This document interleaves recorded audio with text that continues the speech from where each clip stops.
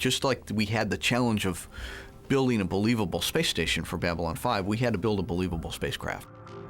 In order to know that we can make Crusade and make it work, we had to do some R&D. A call to arms was that R&D for us. It let us say, okay, we know we want to create more virtual environments. We want to create the Excalibur. Let's try and see if we can make that work. And if we can, then we know we can make the series. Spent a lot of time working on the Excalibur. The hope was that it was really going to be the heart of the next show and have that presence, you know, that kind of like the Enterprise for Star Trek, that it has that kind of almost that life to it. So that there wasn't a disconnect from the outside CGI with going into the inside of the sets.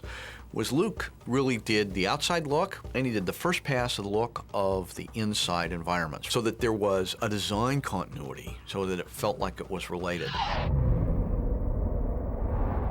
In the beginning, all that I was told was that it was a ship that was going to be the most advanced ship as a result of a mix of human and Minbari technology. But it wasn't clear in the beginning whether it was how much human technology, how much Minbari.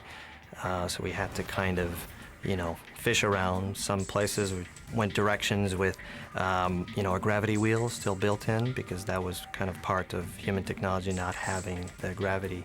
But at some point we moved away from that and said, well, no, the Minbaris would have contributed that. And then we went very organic, kind of looking in the very, very Minbari side, you know, the whole the fish and bird shapes.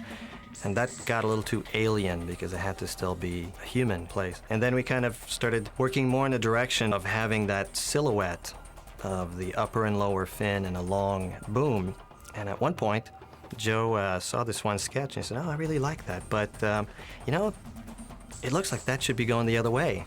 So we wound up turning that design around, and that's what was really the final configuration of having the wings in the back and the long boom and the nose of the ship. And then we looked at it and thought, you know, the lower fin on that doesn't seem to really do much. It's kind of in the way. So we took out the lower fin and left it with the 3 fins, and it looked great.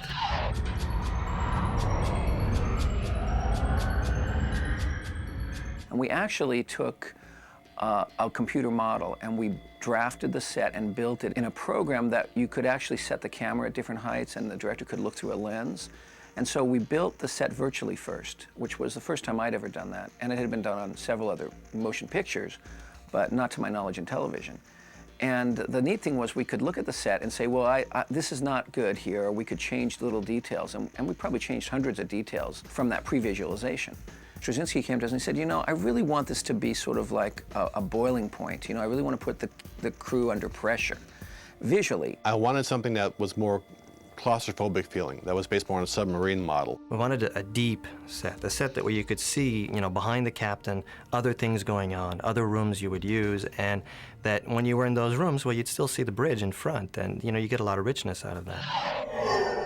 This thing was so big, to be able to get from one part to the other was not practical to walk. I thought, well, if this place is so huge, you'd almost have like a subway in there. So I kind of thought of, well, what happens if it's these tracks and these trains that kind of switch and can actually almost transfer from one tube to another and then index into these shafts that go up through floors. And it was almost deliberately complicated, but I thought, you know, I'm having so much fun with that. We actually worked out the whole map of the track system in there because that was all built in 3D. When they modeled it, that it had a really great presence on the screen, and it made sense for that ship to have that inside it. The ship, as we designed it, it turned out that it had a great place to put the main fighter bay, which was in that kind of mouth underneath the boom, and the theatrical sense that you're leaving something that has a scale to it. Because it's, when you have a really big thing like a ship like that, you can't just have the fighter just go off and then don't get a sense of the relationship to the object. The great, you know, almost like random chance that happened was drawing something. I thought, you know, wouldn't it be kind of funny if they were kind of like a little coat rack or something that drops and then the fighter just shoots off.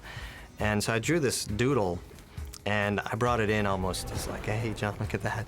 John looked at it and said, that is cool. We have to do that. And then like 3 weeks later, it was in the show.